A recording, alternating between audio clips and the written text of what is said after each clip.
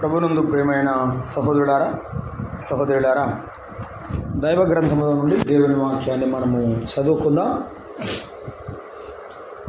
వైద్యుడైన లూకా రాసిన సువార్త 2వ అధ్యాయము 25వ వచనమును మనము చదువుకుందాం. 25వ వచనమును మనము చదువుకుందాం. యెరూషలేమునందు సిమియోను అను ఒక మనుష్యుడు ఉండెను. అతడు నీతిమంతుడును భక్తిపరుడునై ఉండి ఇశ్రాయేలు యొక్క ఆదరణ కొరకు కనిపెట్టువాడు. పరిశుద్ధాత్మ అతని మీద ఉండెను. అతడు ప్రభువు యొక్క క్రీస్తును చూడక మునుపు మరణము పొందడని అతనికి పరిశుద్ధాత్మ చేత బయలుపరచబడి ఉండెను. ఆత్మవశుడై అతడు దేవాలయములోనికి వచ్చెను.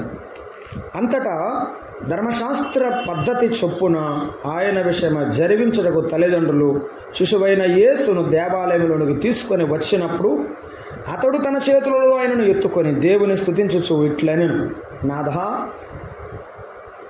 ఇప్పుడు నీ మాట చొప్పున సమాధానముతో నీ దాసుని పోనిచ్చుచున్నావు. అన్యజనులకు నిన్ను బయలుపరచుటకు వెలుగుగాను నీ ప్రజలైన ఇశ్రాయేలుకు మహిమగాను నీవు సకల ప్రజల ఎదుట సిద్ధపరచిన నీ రక్షణ నేను కన్నులారా చూచి తిని. యేసోపును ఆయన తల్లియు ఆయనను గూర్చి చెప్పబడిన ఈ మాటలు విని ఆశ్చర్యపడిరి. సిమియోను వారిని దీవించి, ఇదిగో అనేక హృదయాలోచనలు బయలుపడినట్టు ఇశ్రాయేలులలో అనేకులు పరుటకు తిరిగి లేచుటకు వివాదాస్పదమైన గురుతుగా ఈయన నియమింపబడి ఉన్నాడు. మరియు నీ హృదయంలోనికి ఒక ఖడ్గము దూసుకొని పోవునని ఆయన తల్లి అయిన మరియతో చెప్పాను. ప్రార్థన చేద్దాం. ప్రేమగల తండ్రి, దయాళుడైన దేవా, మీకు వందనాలు, స్తోత్రాలు నాయన. ఇదిగో ఈ కుటుంబంలో జరుగుతున్న కూడికనకై మీకు స్తోత్రములు. ఈ రాత్రి కూడా మీరు మాతో ఉండండి నాయన. మీ నామమునకు మహిమకరంగా ఉండి మిమ్మల్ని ఇప్పటి వరకు కీర్తన ద్వారా మహిమపరిచే భాగ్యం ఇచ్చినందుకు స్తోత్రములు. నిలవబడిన వాడు నిష్ప్రయోజకుడు. మనుషుని స్వరము వలన మేము ఎప్పుడు మేలు పొందలేము గనుక మా ప్రభువా, మీ యొక్క పరలోకపు వర్తమానం మా హృదయాలను తడిపి తాకి బలపరుచినట్లుగా మాతో మాట్లాడమని, కుటుంబమునకు దీవెన కలిగించమని, వినుచున్న రక్షణ లేని బిడ్డలకు మారు మనసు పాపక్షమాపణ కలిగించమని క్రీస్తు యేసు నామమున ప్రార్థన చేసి వేడుకుంటున్నాం తండ్రి, ఆమేన్. ప్రభువునందు ప్రియమైన సహోదరులారా, లూకా సువార్త 2వ అధ్యాయంలో 25 నుండి మనము 34 వరకు ఒక భాగం అది మనము అక్కడ చదువుకున్నాం. ప్రభువైన యేసుక్రీస్తు వారు జన్మించిన సందర్భంలో భూలోకములో ఆయన తల్లిదండ్రులుగా పిలువబడిన మరియా, యోసేపులు ఇద్దరు కూడా యేసు ప్రభు వారిని దేవాలయంలోనికి తీసుకుని వచ్చారు. ఆ దేవాలయంలోకి తీసుకుని వచ్చిన సందర్భంలో అక్కడ ఇద్దరు వ్యక్తులు దేవాలయంలో ఉన్నట్టుగా బైబిల్లో రికార్డ్ చేయబడింది, ముద్రించబడింది. దేవాలయంలో చాలామంది ఉన్నారు కానీ ఇద్దరిని గుర్తి మాత్రమే పరిశుద్ధాత్ముడు రాయించాడు. ఒకరు సిమియోను భక్తుడు, రెండవ వారు ఆ ప్రవక్త అయిన అన్న అనే ప్రవక్త్రి. ఈ ఇద్దరు కూడా దేవాలయంలో, యెరూషలేము దేవాలయంలో ఉన్నట్టుగా రాయబడింది. ఈ రాత్రి వేళ మనము సిమియోను జీవితంలో నుండి సువర్తమానం అనే ఒక మాటను మనము ఆలోచన చేద్దాం.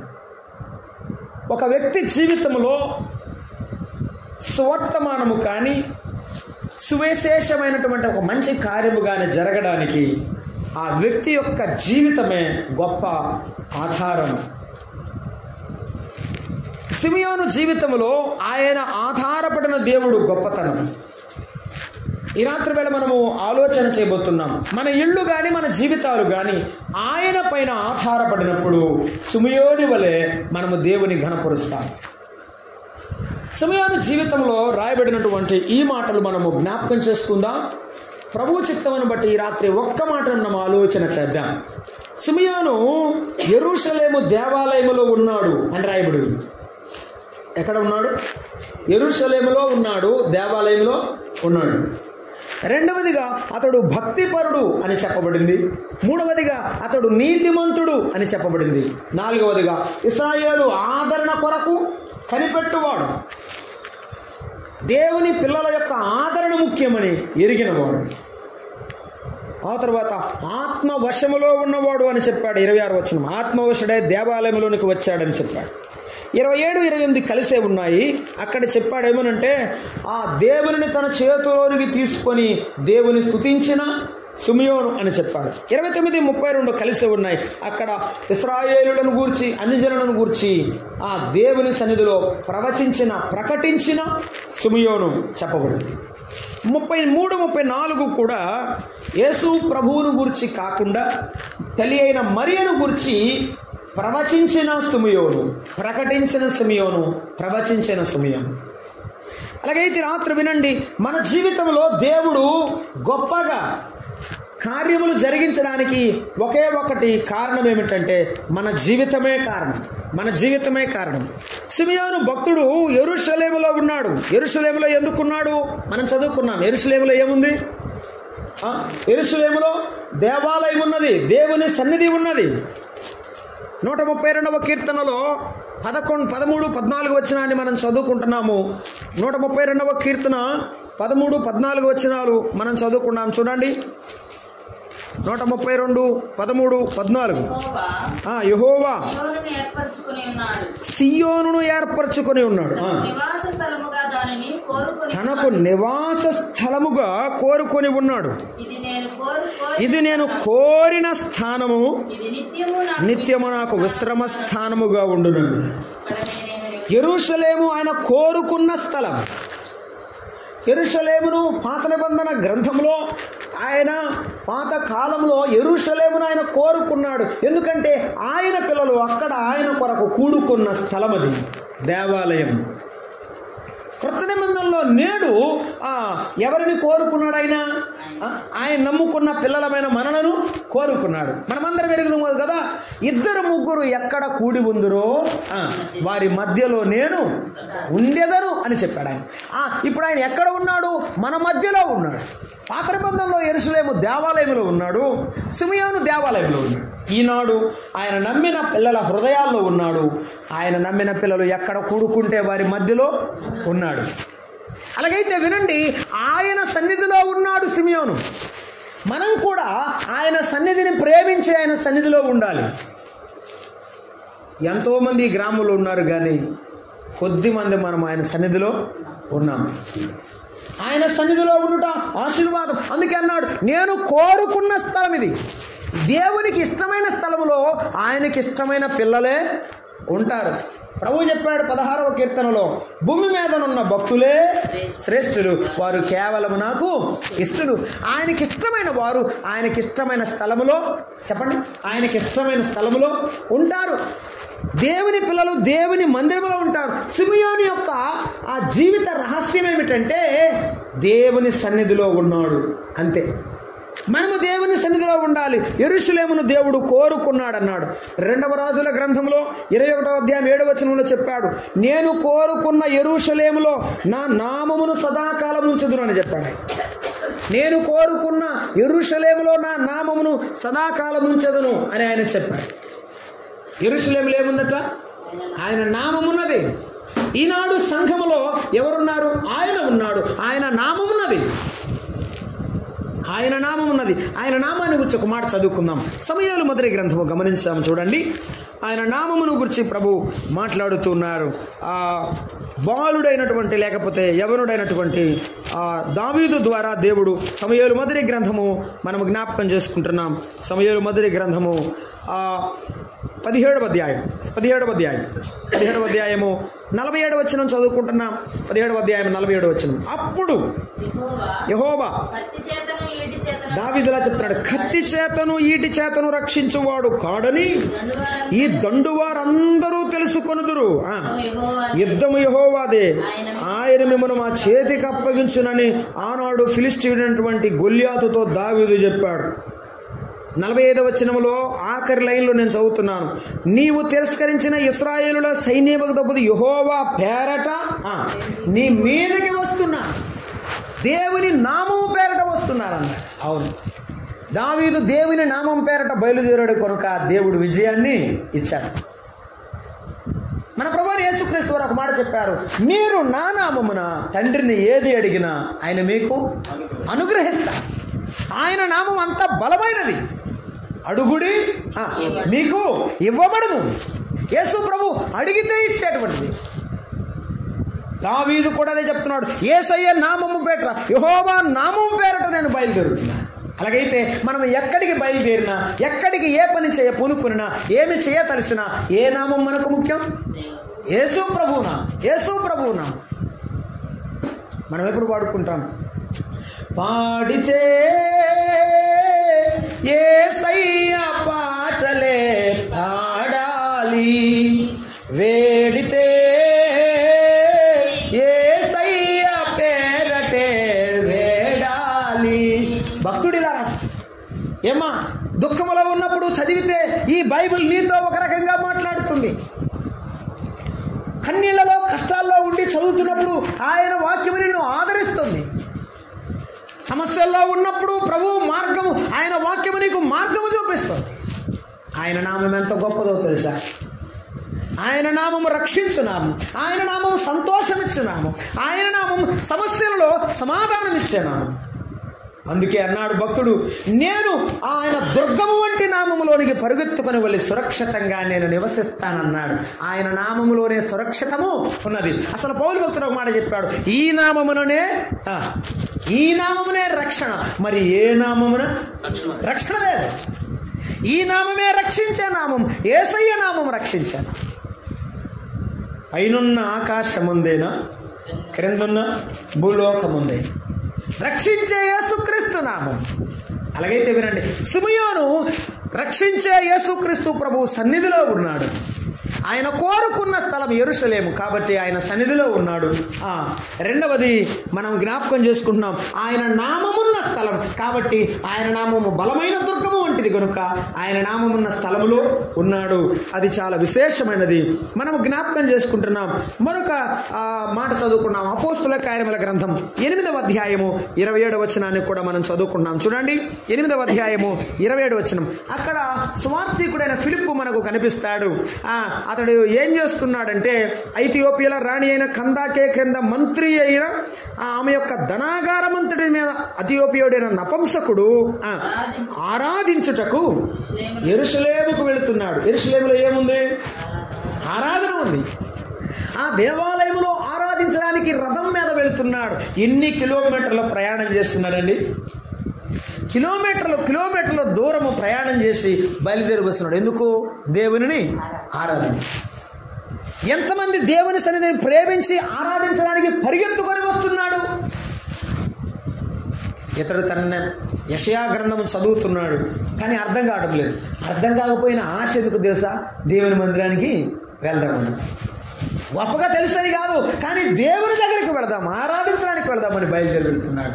ఈ మనసు నిరిగిన దేవుడు తన సేవకుడిని పంపించాడు. వెళ్ళు, ఒకడు నా ఎడల భక్తిగా ఉన్నాడు, వాని దగ్గరకు వెళ్ళని పరిగెత్తాడు. ఆ సేవకుడు ఎట్టాడో తెలుసా? రథం కంటే వేగంగా పరిగెత్తుకుంటూ వెళ్ళి రథం మీద వానికి వాక్యం చెప్పాడు. నీవు ఆశ కలిగి ఉంటే దేవుడు నిన్ను తృప్తిపరుస్తాడు.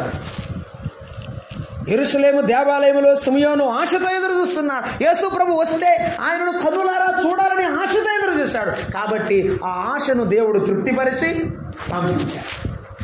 ఇదిగో సువార్తికుడైన ఫిలిప్పును కూడా పంపించి ఆ యొక్క నపుంసకుడు యొక్క ఆశను తీర్చాడు.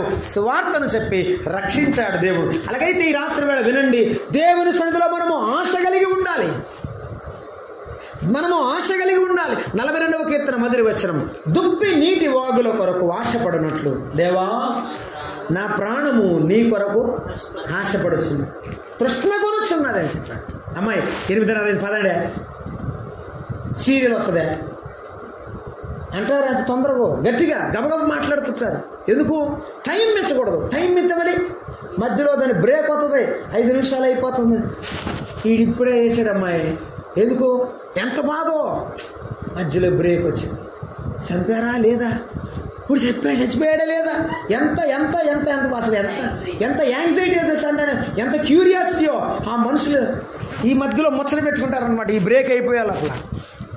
దేవుని వాక్యం వినడానికి, దేవుని సన్నిధిలో గడపడానికి శ్రద్ధ ఉందా?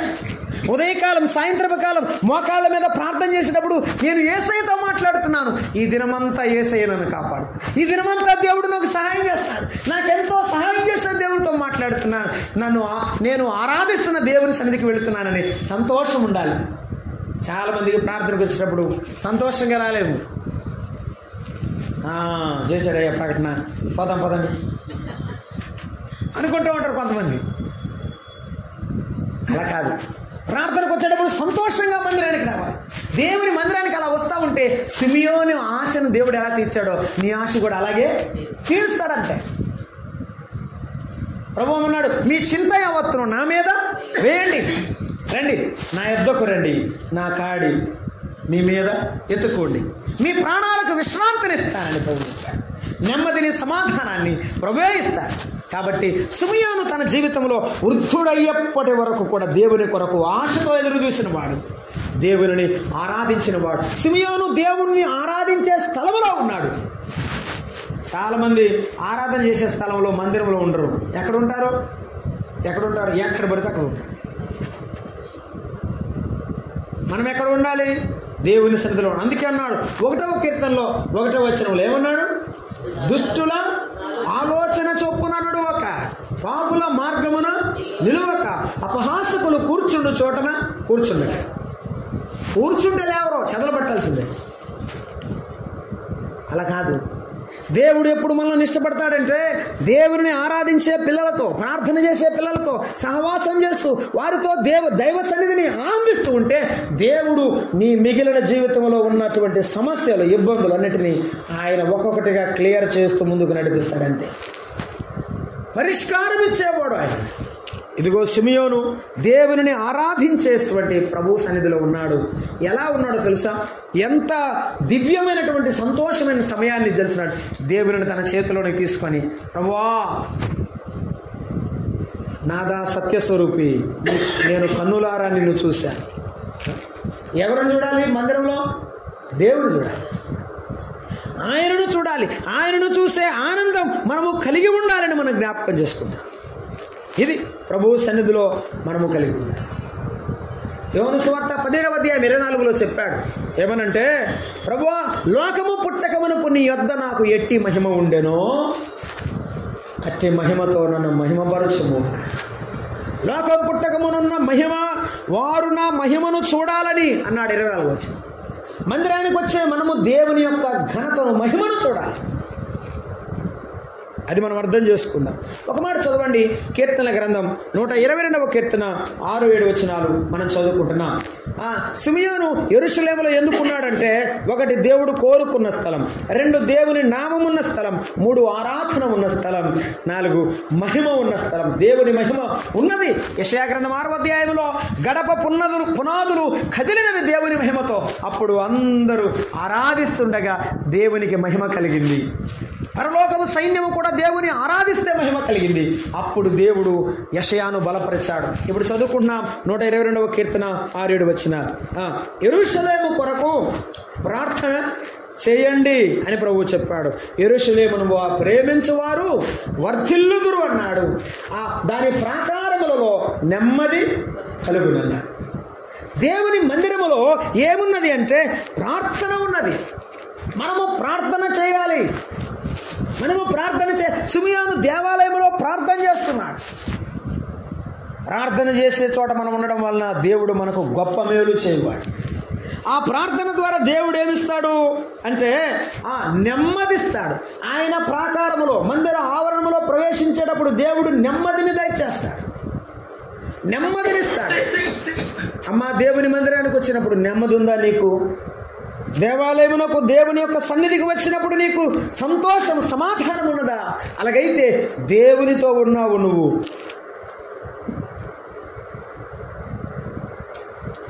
దేవునితో ఉన్నావు నువ్వు. మనము దేవుని సన్నిధిలో దేవునితో ఉండాలి. దేవుని సన్నిధిలో నెమ్మది ఉన్నది కనుక ఆ సన్నిధిలో మనము ప్రార్థన చేయాలి. అందుకే తిమోతి పత్రికలో అపోస్తలుడైన పౌలు చెప్పాడు, ఓ తిమోతి, మనము సుఖముగాను నెమ్మదిగాను బ్రతుకు నిమిత్తము ఏం చేయాలి? ప్రార్థన చేయాలి. మనం ఈ దినమంతా సుఖముగా ఈ నెమ్మదిగా బ్రతకాలి, సమాధానంగా బ్రతకాలి అంటే మనం ఏం చేయాలి? ప్రార్థన చేయాలి. యెరూషలేములో ఉన్న సిమియోను ప్రార్థనతో నిండినవాడు. ఆయన కొరకు నిరీక్షణతో ఎదురు చూశాడు. ఎప్పుడు కూడా నిరుత్సాహముతో ఉన్నవాడు కాదు, నిరీక్షణతో ఎదురు చూశాడు. ఇక నేను చచ్చిపోబోతున్నాను, ఇంకా ఎప్పుడు పుడతాడబ్బా, ఇక రాడికి ఆయన అని అనుకున్నాడా? అనుకోలేదు. ఆయన వచ్చే సమయానికి మందిరంలోనే ఉన్నాడు. ఇది అర్థం. యేసు ప్రభు రెండవ రాకడలో ఆ మధ్యాకాశంలోనికి వచ్చే సమయానికి మనం కూడా ఏం చేయాలి? సిద్ధంగా ఉండాలి, సిద్ధంగా ఉండాలి. సిద్ధపడిన కన్యకులు ఎత్తబడ్డారు, సిద్ధపడిన వారు ఏం చేయబడ్డారు? విడువబడ్డారు. అందుకే ప్రభు అన్నాడు ఆ భక్తుని ద్వారా మాట్లాడుతూ ఏమనంటే, సిద్ధపడి ఉంటే నెమెప్పో, లేకుంటే మరి నీకు ముప్పు. సిద్ధపడి ఉంటే నెమెప్పో, లేకుంటే మరి నీకు ముప్పు. యేసు ప్రభుతో నీవు సిద్ధపడి ఉండాలి. ప్రార్థనతో సిద్ధపడు. ఈ రోజంతా ప్రార్థనతో సిద్ధం చేయాలి. తెల్లవారుజామున రాత్రి వేళ ప్రభువుని స్తుతించి పడుకో. తెల్లవారుజామున పగటి దినం అంతటి కొరకు ప్రార్థనతో సిద్ధం చేసి బయలుదేరాలి. ఏమండి, యుద్ధానికి వెళ్ళేవాడు ఏమి లేకుండా మొండి కత్తి తీసుకొని వెళ్తాడటండి, శుభ్రంగా సిద్ధపడి వెళ్తాడు. ఉద్యోగానికి వెళ్ళేవారు సిద్ధపడకుండా వెళ్ళిపోతారా? అన్నీ తీసుకుని వెళ్తారు. దేవుని మందిరంలో ఉన్న మనం, దేవుని పిల్లలమైన మనం ప్రతిదినం కొరకు మనం సిద్ధపడాలి. సాతానుడు ఎప్పుడు కూడా మన కుటుంబంలో బిడ్డల వైపు ఆ ఇంట్లో ఉన్న ప్రతి ఒక్కరి మీద రెడీగా ఉంటాడు. కాబట్టి మనం ఏం చేయాలి? ప్రార్థనతో వానిని ఎదుర్కోవాలి. సిమియోను యెరూషలేము దేవాలయంలో ప్రార్థనతో, ఓపికతో, సహనముతో ఎదుర్కొన్నాడు. కాబట్టి యేసయ్య వచ్చినప్పుడు చేతుల్లో తీసుకొని అందరి ఎదుట యేసయ్యను మహిమపరిచాడు. కాబట్టి మనము కూడా మన ప్రతి సమస్యలో, ఇబ్బందులో ప్రభు సన్నిధిలో ప్రార్థన చేస్తే దేవుడు మనకేమిస్తాడు? నెమ్మదిస్తాడు. ఏమిస్తాడు? నెమ్మదిస్తాడు. యెరూషలేములో నెమ్మది ఉన్నది అని చెప్పాడు, నెమ్మది ఉన్నది అని చెప్పాడు. కనుక యెరూషలేము దేవాలయంలో నెమ్మది ఉంది. ప్రభు సన్నిధిలో మనకు నెమ్మది ఉంది కనుక ఆయన సన్నిధిని మనము అనుభవించాలని మనం చూస్తున్నాం. 36వ కీర్తనలో 8వ వచనాన్ని మనం చదువుకుందాం. చూడండి, 36వ కీర్తన 8వ వచనాన్ని కూడా మనం చదువుకొని ముందుకు సాగిపోతున్నాం. 36వ కీర్తన, మీ మందిరము యొక్క సమృద్ధి ఏముంది? సమృద్ధి వలన సంతృప్తి. మందిరములో మనకు నెమ్మది లేకపోతే సమాధానం, మందిరములో సమాధానం, మందిరములో సంతృప్తి. సంతృప్తి అంటే ఏమిటి? కొరత లేదు. సమృద్ధి ఉన్నది, కొరత లేదు. పౌలు భక్తుడు, ఎఫ్రోదితు వలన మీరు పంపిన వస్తువులు నేను పుచ్చుకున్నాను, ఏ కొరత లేకుండా సమృద్ధిగా ఉన్నానన్నాడు ఫిలిప్పీ పత్రిక 4వ అధ్యాయంలో. కలిగిన వాటితో సంతృప్తి కలిగి ఉన్నాడు. బైబిల్ గ్రంథం చెప్తుంది, సంతుష్టి సహితమైన దైవభక్తి గొప్ప లాభ సాధకం. ఇది గొప్ప లాభ సాధకం. It is a practice. మనము అభ్యాసం చేసుకునేది. సంతృప్తిగా బతకడమే ఒక అభ్యాసం. దేవుడు తగిన సమయమందు మనల్ని ఏం చేస్తాడు? పైకి తీస్తాడు, హెచ్చిస్తాడు. అప్పటి వరకు సంతృప్తి కలిగిన జీవితమే ఆశీర్వాదకరమైన జీవితం. సిమియోను ఎప్పుడు కూడా నాకు అది లేదు, ఇది లేదు, ఏ కంప్లైంట్స్ లేవు. దేవుని దగ్గరకు వచ్చి ఎంత నిరుత్సాహం లేదు. యేసయ్య ఎప్పుడు వస్తాడో నేనప్పుడు ఆయన కొరకు ఆయన చూసి వెళ్ళిపోతాను. అవును, దేవుని మందిరములో సమృద్ధిని అనుభవించాడు, ఆనందాన్ని అనుభవించాడు. సమృద్ధి కాదు, సంతృప్తి అని చెప్పాడు. సమాధానం, సంతృప్తి, సంతృప్తి, సమృద్ధి అనుభవించాడు. మనం కూడా దేవుని మందిరములో తృప్తిని మనం అనుభవించాలి. పాట పాడేటప్పుడు ఆ ఆనందం, ఆ సంతోషం, ప్రార్థన చేసేటప్పుడు ఆ శక్తిని, ఆ బలాన్ని మనం పొందాలి. ఆరాధన చేసేటప్పుడు ప్రభు యొక్క మహిమను చూస్తున్నప్పుడు మనం కలిగి ఉండేటువంటి ఆధ్యాత్మికమైన ఎదుగుదలలో ఆనందిస్తాం. దేవుడు వీటన్నిటిలో బలాన్ని ఇచ్చినప్పుడు సాతానుని ఎదుర్కొనే ధైర్యాన్ని ఇస్తాడు. అప్పుడు మనము జీవితంలో ఎంతో బలంగా ఉంటాం. ఇవి వెరిగిన వాడు విశ్వాసి బలంగా ఉంటాడు, ఎరగకపోతే ఎప్పుడు ప్రభు సన్నిధిలో బలహీనంగానే కనబడుతుంది. సిమియోను బలమైన వాడుగా ఉన్నాడు అని మనం చూస్తున్నాం దైవగ్రంథంలో. యెరూషలేములో సిమియోను దేవుడు కోరుకున్న స్థలములో ఉన్నాడు, దేవుని నామమున్న స్థలములో ఉన్నాడు, ఆరాధన జరిగే స్థలములో ఉన్నాడు, ప్రార్థన జరిగే స్థలములో ప్రార్థిస్తూ ప్రభువు కొరకు జీవిస్తూ ఉండగా దేవుడు నెమ్మదినిచ్చే స్థలములో ఉండి అలాగూ నెమ్మదిని, సమృద్ధిని, సంతృప్తిని కలిగినటువంటి వాడుగా మనం చూస్తున్నాం. 65వ కీర్తన 4వ వచనం అన్నాడు, నీ మందిరములో మేలు చేత మేము తృప్తి పొందేదము అని చెప్పాడు. మందిరములో ఏముందంటే తృప్తి ఉన్నది. ఇది చాలా మనిషికి ముఖ్యం. అసలు తృప్తి లేని మనిషి జీవితంలో నెమ్మదే ఉండదు. ఎవరైతే తృప్తి కలిగి ఉంటారో నెమ్మది కలిగి ఉంటారు అని మనం చూస్తాం. దేవుని మందిరంలో ఆయన తృప్తిని ఇస్తాడు. నాకు చాలు, ఈ జీవితం చాలు, ఈ జీవితంలో దేవుడు నాకు ఇచ్చినవి చాలు నాయన, నీ మందిరంలో ఉండడమే నా దీవెన, నా ఆశీర్వాదమని కోరుకొని బ్రతికిన వాడు సిమియోను. ఈ రాత్రి వేళ ఆలోచన చేయండి మిత్రులారా, దేవుని మందిరములో ఉన్నటువంటి మనం అందరము కూడా ఇటువంటి దేవుని యొక్క సన్నిధిని మనం అనుభవిస్తున్నాం. అదే మన బలమై ఉండాలి. దాని ద్వారా సాతాను తంత్రములను మనం ఎదిరించేవారమై ఉంటాం. ఇది మనం అర్థం చేసుకున్నాం. 2-3 మాటలు చదివి మనం ముగిద్దాం. చూడండి, కీర్తన గ్రంథంలోనే 118వ కీర్తన 26వ వచనాన్ని చదువుతారా? 118వ కీర్తన 26వ వచనాన్ని మనం చదువుకుంటున్నాం. యెహోవా పేరట వచ్చువాడు ఆశీర్వాదమునందునుగాక. యెహోవా మందిరములో నుండి, మందిరములో దీవెన, దేవుని సన్నిధిలో దీవెన ఉన్నది. గుర్తుంచుకుందాం, ఇది దేవుని మందిరం, ఇది దేవుని సన్నిధి కనుక నేను భయపడుచు బ్రతికి జీవించాలి అనేటువంటి దేవుని భయము నీకు ఎప్పుడు ఉంటుందో, దేవుని యొక్క సన్నిధిని గడగడ వణుకుచు నీవు బ్రతుకుచుంటావో, అప్పుడు దేవుని కృపా దీవెన నీ నెత్తి మీదకు ఆయన తీసుకొచ్చేవాడు. ఆయన మందిరములో సిమియోను దీవెన ఎటువంటిదంటే అసలు కన్నులారా దేవుని చూశారు. పౌలు భక్తుడు అన్నాడు, మీరు చూడకయే ఆయన యందు విశ్వసించుచున్నారు, చూసి నమ్మిన వారి కంటే చూడక నమ్మిన వారు మరి ధన్యులని యేసయ్య చెప్పాడు. కనుక చూడక నమ్మిన మనము మరి ధన్యులము కనుక ప్రభు కొరకు ఎదురు చూస్తున్నాం. ఈ విశ్వాసాన్ని విడిచిపెట్టక జీవిద్దాం. ప్రభు సన్నిధిలో ఆయన ఇచ్చే పరలోక సంబంధమైన ఎఫెసీ పత్రిక 1వ అధ్యాయం 3వ వచనంలో చెప్పినట్లు పరలోక సంబంధమైన ప్రతి ఆశీర్వాదాన్ని మనము కలిగి ఉందాం. అది దేవుడిచ్చేటువంటి కృపా దీవెన అని మనం చూస్తున్నాం.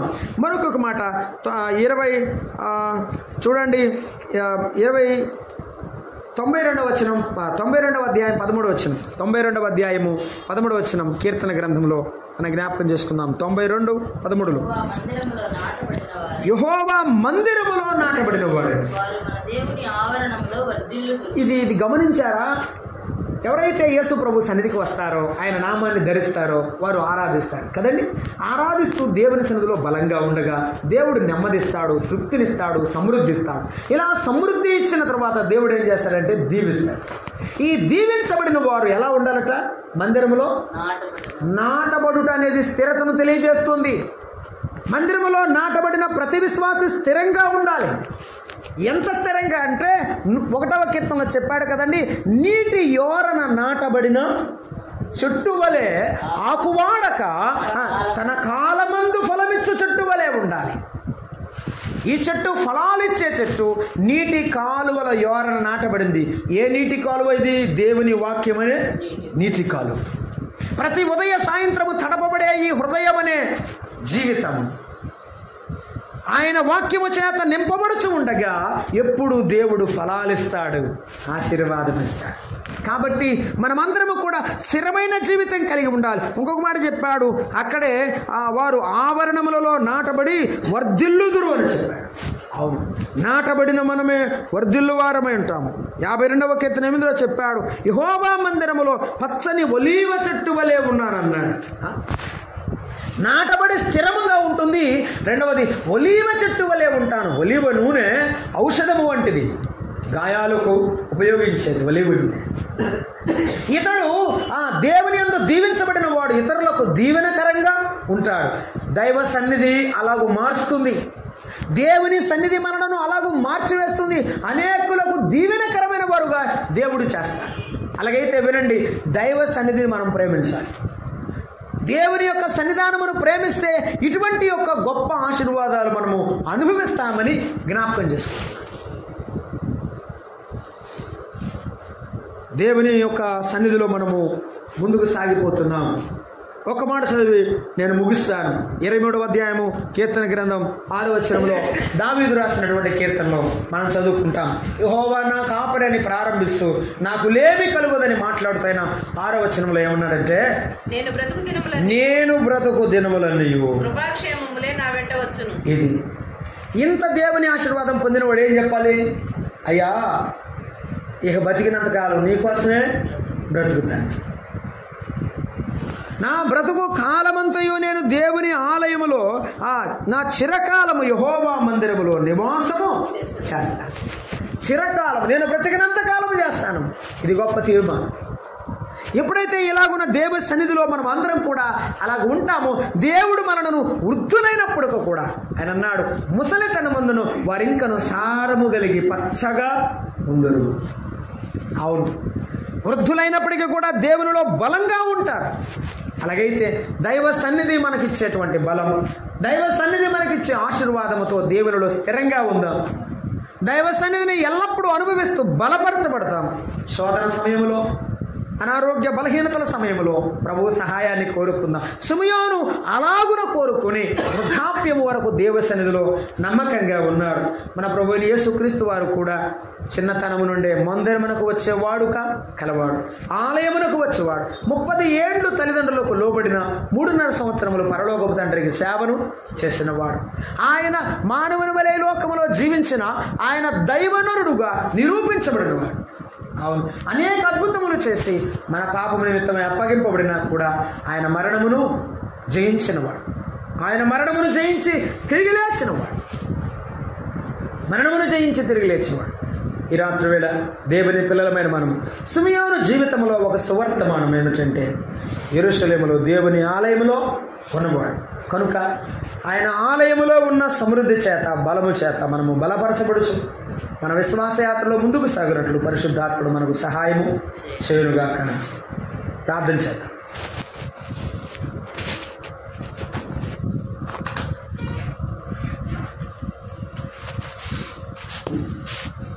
ప్రేమైనటువంటి సహోదరుడా, సహోదరి, ఆయన సన్నిధిలో ప్రార్థన ఉన్నదా?